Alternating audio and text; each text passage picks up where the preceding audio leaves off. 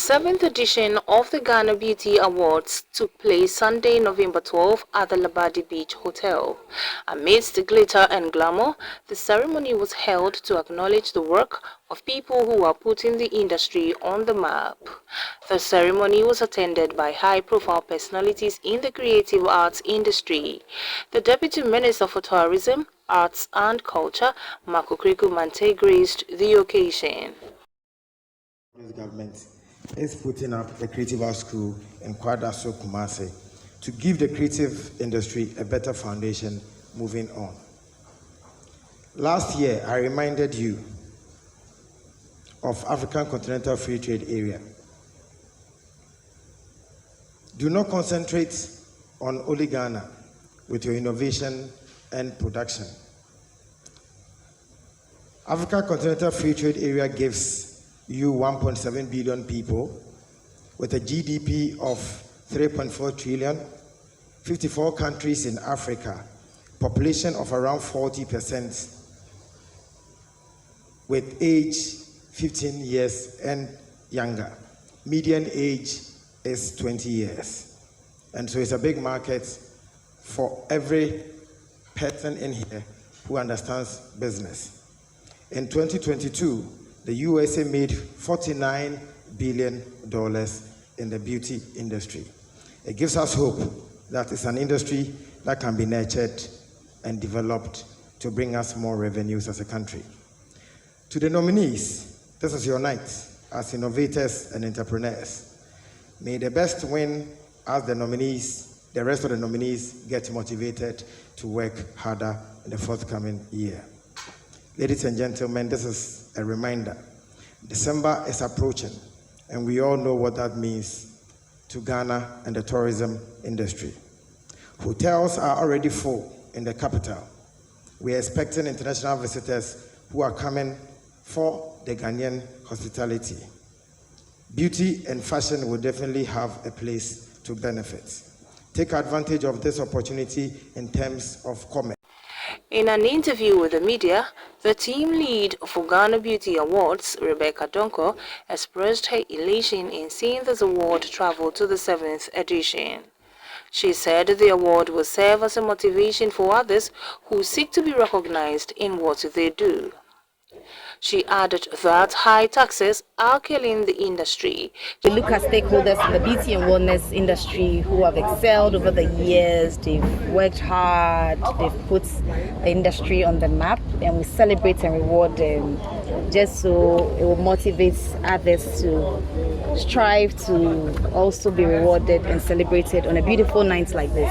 Process for selecting our winners, we do due diligence and we do interviews with nominees, and it was during one of the sessions that most of the businesses complain about the high taxes, and so we are appealing to government to try and do something about it, because you have products that are coming onto the market, and even the ones that are being made here, some of the raw materials are coming from overseas, and if the taxes are high, it makes it a bit tough. So the appeal is that government should take a look at the taxes. So every year, once the award is done, we work hand in hand with the winners, and we have the standardization process, the standardization project that we are working on, certification and licensing, and so we work with the winners in achieving that. We've just finished developing a curriculum. We're working on the code of practice. We're going to work on all these with the winners.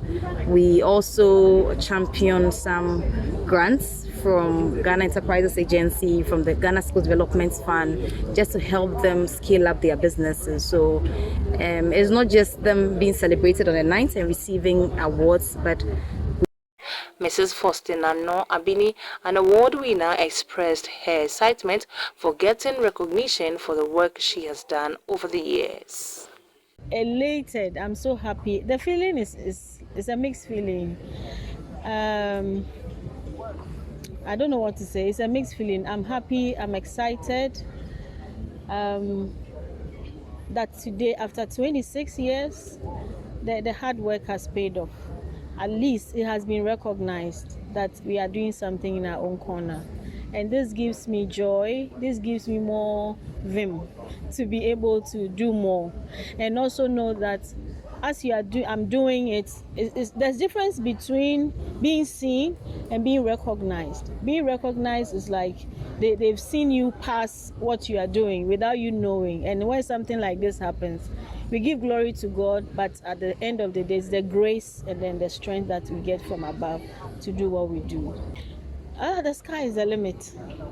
The vim is more like no stopping. I keep on saying that winning is my priority. Until I win, there's no rest. Beauty industry is going. In the next 5 years, trust me, it's going to be a household name. Like, it's going to be everywhere. And this time, when it's everywhere, it's like things are going to be done in a different level. Because now the training that we are getting as stakeholders to be able to give to our learners up there. It's a high training that we are getting from the top-notch people. So next 5 years will be great. If the stakeholders or the beauticians don't relax, but then take everything that we've been taught or whatever we are doing seriously and take the bull by the horn, we will do more than even that. Yes.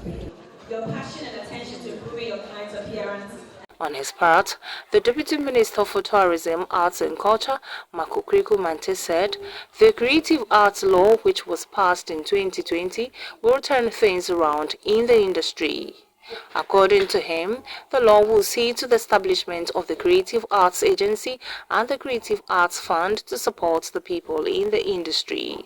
To drive the creative industry, and the beauty industry is part of the creative industry, and that is why we have taken some time out with the help of Parliament to give the industry law. And so now the creative arts industry has law for the first time. It was passed in 2020. And so this law takes care of all the practitioners of the arts. It is going to give birth to the Creative Arts Agency, which has already started. Again, it will give birth to the Creative Arts Fund, which will be a fund that will support people in the creative industry financially. Law is a developmental tool, and so the moment you find an industry that does not have law, it will definitely go through some turbulence. And now that we have law, yes, a lot of people do not even know we have the law. We've been talking about it for a long time. So that's why anytime I speak, I talk about the law. It is important because that's going to be the regulator of the industry, the do's and don'ts.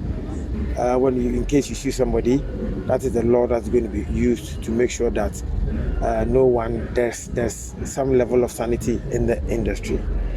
And so you notice government is building the Creative Arts School in Kwadaso, Kumasi, so that you and I will not join the industry in future just like we joined. You have some formal training, some degree of knowledge and business about arts before you come into mainstream arts work or creative economy business. And so this year we are also putting up some amphitheaters to support the creative industry as well. And so we are not just doing it for the beauty industry, but generally everything that we do, we consider the creative, all the aspects of the creative industry, which is music, film, fine arts, beauty, events, collecting societies, members of the phonographic industry, which are the music producers. There are about 14 domains. I cannot. The Deputy Minister for Education in charge of Technical and Vocational Education and Training, TVET, Honorable Gifty Opamfo, applauded Make Up Ghana for this significant growth within the short period. She said the sector is doing so many things to ensure that those enrolled in TVET are given the most conducive environment to operate. Professional certification for the standardization and making this curriculum workable to fit into the TVET qualification framework. There is a commission for TVET who are to ensure that it is accepted, and then we're working with them. Again, it is TVET which has ensured that be whipping the interest of young individuals to get into all these industries. Hitherto, people have this wrong mindset of only those who are not mentally smart who go into TVET. But now, with the advocacy we're doing, with the awareness we're creating, and with the platform that we made possible, a lot of collaboration going on had enlightened Ghanaians to know that TVET is rather for the la creme, because they are working directly with the individual. How you look, where you want to go, where you want to live is all about TVET. So that is what the TVET service, together with the TVET Commission, we are doing. In addition to that, we've also created the school environment to ensure that we get people who have the interest in these TVET areas to get into these areas. Without the awareness, we were not getting the right people into these industries. But now, with the collaboration that we're doing with them, again, we've also established sector skill bodies. And with the sector skill bodies, the type or the one that deals with the wellness of the individual, including makeup, including fashion, including healthy appearance, includes the makeup. And that is the 12 sector skill bodies that we have established.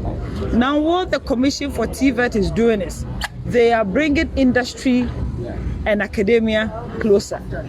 So in developing curricula and dealing with any group of people, we're not just sitting in the classroom developing curricula to train, but we collaborate with the professionals to ensure that we all agree on what to teach the individuals and the kind of curricula to develop.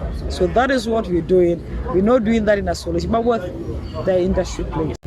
I've been working with many curriculum development activities. But I personally started working with Makeup Ghana around 2014 to 2019, where I helped them to develop their first curriculum in makeup artistry at set 1 and set 2 level. This year we started working on the HND, which is going to help the industry to sanitize the standard and the system. You know, a lot of people are in the makeup industry, and a lot of people are training people, but there's no standard that is being used for the training. And people are not properly trained to take up the industry. You see, one thing that we have to understand is that makeup industry is not just the makeup, it's also health issues. Because pedicure, manicure, massage, they are all health-related issues. So if you don't bring sanity into the system, that you properly have curriculum, that all these elements are addressed, people just take it that I go and do makeup, I go and do this, and the implication can be huge. So I was excited when I was asked to help them to come up with a standard, a curriculum that can use to train people. So people who come to the industry, in the makeup industry, we have the curriculum that can be used to train them properly so that the system can be sanitized, so that Ghana can have people in the industry that it can help us reach what we want to reach as a country. I think first, I thank God, I'm humbled that they have thought through to honor me with this award. And I think also it will help me to be more aware that the good things that you do in life, people recognize and they see the need for it. And I really appreciate what the effort that they did, and I thank God for that.